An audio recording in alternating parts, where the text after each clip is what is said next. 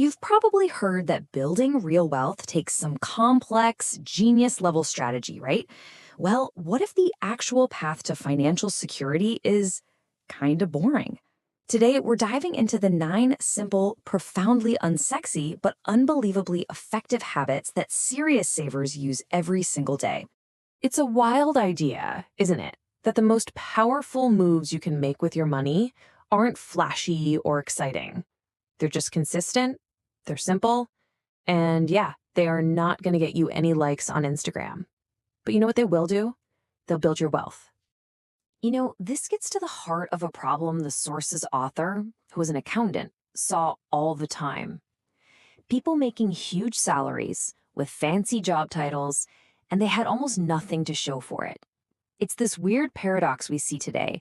A high income doesn't automatically mean a high net worth. The real difference?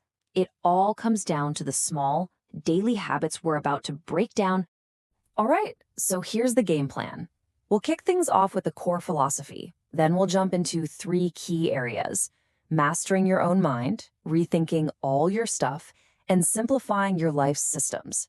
And then we'll wrap it all up with the real secret that ties everything together. So, look, the folks who actually build real, lasting financial security, they are masters of the basics. Their habits are almost embarrassingly simple. This isn't about risky stock picks or some secret crypto strategy. It's about building a solid, unshakable foundation, one boring brick at a time.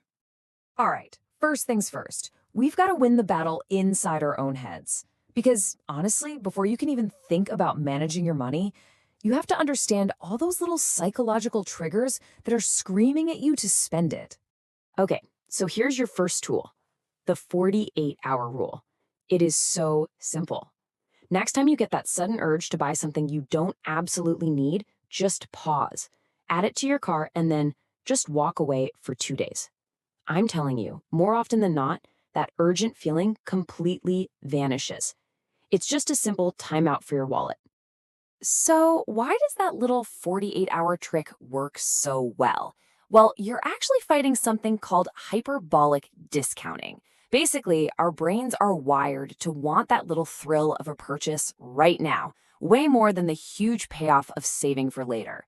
The entire world of online shopping, from one-click checkouts to those only 2 left in stock warnings, is built to exploit that very impulse. And the hit to your wallet from giving into that impulse, it's huge. We're talking an average of $3,400 per person every single year. Just think about that for a second. What could you do with an extra $3,400? Invest it? Pay down debt? That 48-hour rule is your shield against that money just vanishing. Now, the next mental trap is a little sneakier. It's called social comparison theory, and it just means we're naturally driven to see how we're doing compared to other people. The problem is, social media puts this on steroids. It just feeds us this endless, perfectly polished stream of people living their best lives, and it makes us feel like we're constantly behind. So, how do you fight back? It's all about awareness. After a scrolling session, just stop for a second and ask yourself, wait, how do I actually feel right now? If the answer isn't inspired or I learned something cool, take that as your cue. Close the app. Switch from just consuming to actually creating something.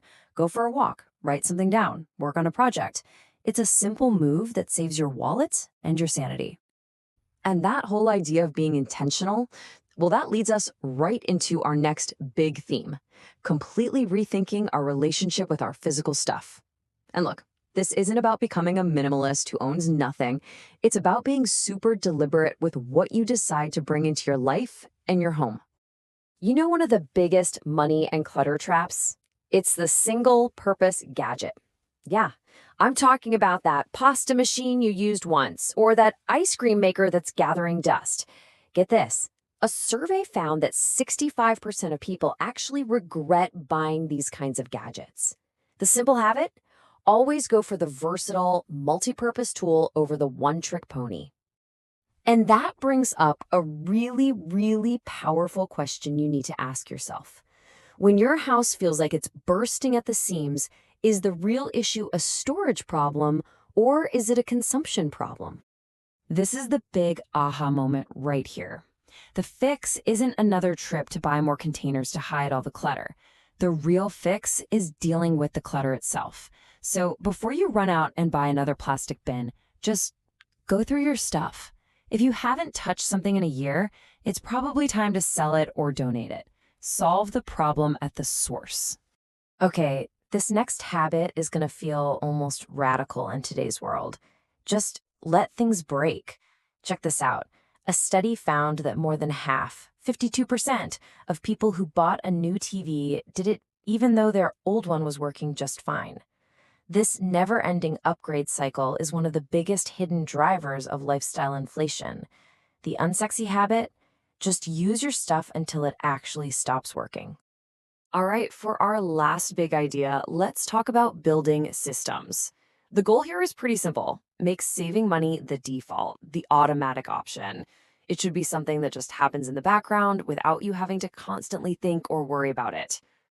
Now, this might sound like it goes against what we just said, but buying in bulk can be a massive money saver if you do it right. The key is to only stock up on things that won't go bad, that you know for a fact you use all the time. The goal is to have a smart supply, not to turn your house into a mini supermarket. Okay, this next one is a little more nuanced. We hear all the time that we should outsource tasks to free up time for work. And yeah, sometimes that's great advice, but it can go too far.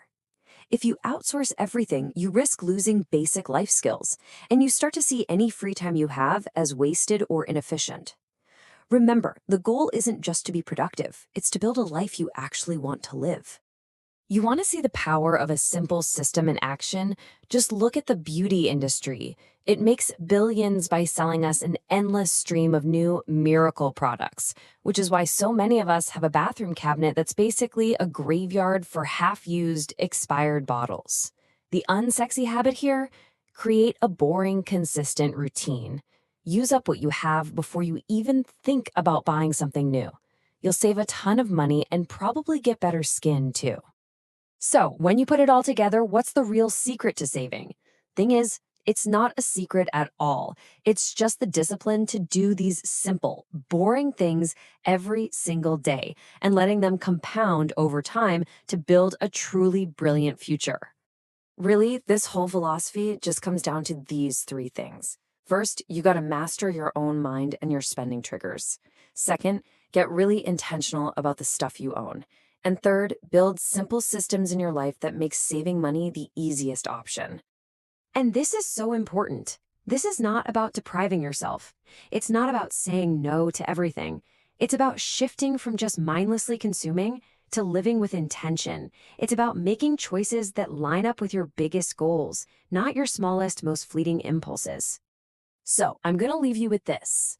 You don't have to tackle all 9 of these at once. Just pick one. Which simple, unsexy habit can you start today that the future you will be so thankful for? Go start. And hey, if you want to see more explainers on building wealth, make sure to subscribe. I post every single day. And if you're really serious about this, check out my Financial Freedom Steps playlist. The link is in the description. I'll see you tomorrow.